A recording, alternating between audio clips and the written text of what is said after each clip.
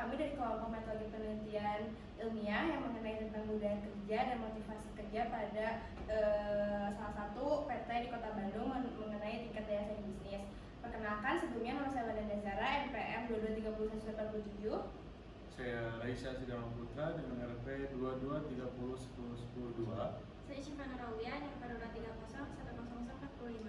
Di sini kami akan menjelaskan mengenai dari rumusan masalah hingga metode penelitian yang akan kami lakukan, dimulai dari latar belakang.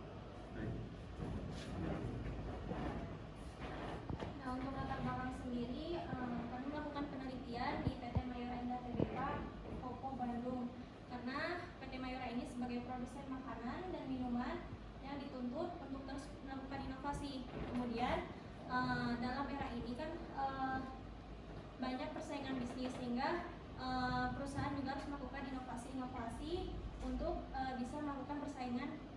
Lalu dalam penelitian ini kami menganalisis pengaruh kedua faktor yaitu budaya kerja Kaizen dan motivasi kerja.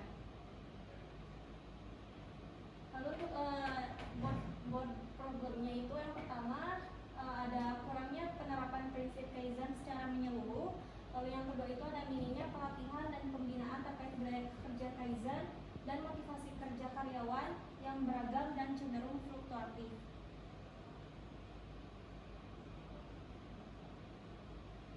Nah, selanjutnya untuk rumusan permasalahannya itu bagaimana pengaruh budaya kerja Kaizen terhadap penguatan daya saing bisnis di PT Mayora Indah Tbk Kopo Bandung. Lalu yang kedua, bagaimana pengaruh motivasi kerja terhadap penguatan daya saing bisnis di PT Mayora Indah Tbk. Kemudian yang terakhir itu ada apakah budaya kerja Kaizen dan motivasi kerja itu secara bersama-sama berpengaruh signifikan terhadap daya saing bisnis.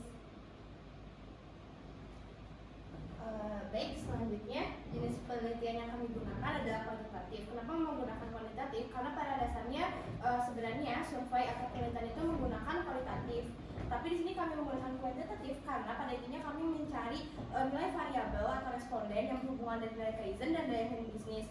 Nah, tentunya juga topik ini menyelidiki hubungan antara variabel yang diukur secara statistik, kemudian menggunakan data numerik dari kuesioner ataupun responden. Dan yang terakhir, fokus utama di sini kan adalah analisis hubungan antara keduanya untuk menciptakan daya saing bisnis seberapa besarnya. Maka penelitian tersebut cocok digunakan untuk menggunakan pendekatan kuantitatif dengan metode statistika seperti regresi ataupun korelasi, seperti itu. Baik, selanjutnya identifikasi variabel penelitian. Nah, ada yang pertama itu ada variabel independen atau bebas, yaitu tentang budaya kerja. Terus ada fokus pada prinsip-prinsip di dalam budaya kerja. Kemudian ada motivasi kerja, seperti tanggung jawab, pengakuan ataupun motivasi kerja mengenai gaji. Nah, kemudian ada variabel dependen atau variabel terikat. Variabel dependen itu ada daya saing bisnis, kemudian daya saing bisnis itu dapat diukur melalui produktivitas, efisiensi operasional, kualitas produk, dan inovasi. Dan terakhir ini adalah variabel kontrol, yaitu pengendali. Ada posisi atau jabatan karyawan, masa kerja, departemen, usia, dan jenis pekerjaan, produksi ataupun administrasi. Selanjutnya metode pengumpulan data. Jadi metode yang dipilih itu kami menggunakan survei angket. Alasannya karena efisien untuk menjangkau banyaknya responden di perusahaan, terutama untuk survei pada karyawan. Kemudian yang kedua, kuesioner ini dapat didesain dengan skala Likert yang artinya 1-5 itu untuk mengukur kepastian persepsi karyawan untuk terhadap budaya Kaizen. Contohnya kayak apakah saya dilibatkan dalam usulan kerja, itu dinilai dari 1-5. Kemudian untuk motivasi kerja, saya merasa termotivasi dengan insentif yang diberikan. Dan yang terakhir adalah daya saing bisnis. Contohnya, apakah perusahaan mampu bersaing dengan perusahaan lainnya, seperti itu. Itu gunanya kuesioner skala Likert. Kemudian teknik pendukungnya itu kami menggunakan uji statistika deskriptif.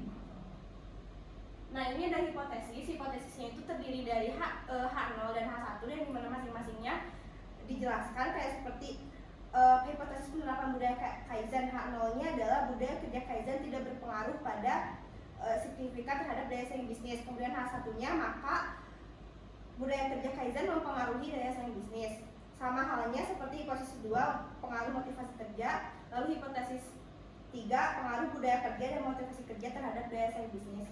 Nah, kemudian ini ada mengumpulkan data dengan melakukan survei pada PT Mayora dengan menggunakan kuesioner seperti saya tadi jelaskan, kuesioner Likert. Kemudian pernyataan kuesioner ini diberikan variabel dimulai dari X1, kemudian Y1 dan Z2. Kemudian yang kedua selanjutnya melakukan uji statistik, yaitu memperoleh data yang diuji statistik untuk mengetahui apakah hipotesis tersebut ditolak ataupun diterima. Setelah itu kita bisa menarik kesimpulan setelah kita melakukan uji statistik tersebut.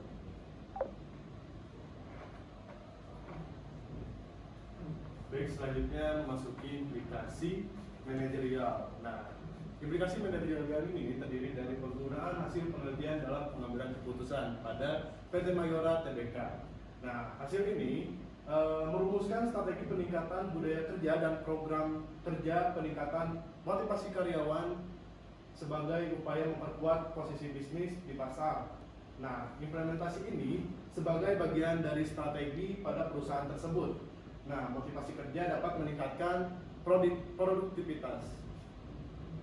Selanjutnya ada rekomendasi yang dapat diterapkan pada perusahaan.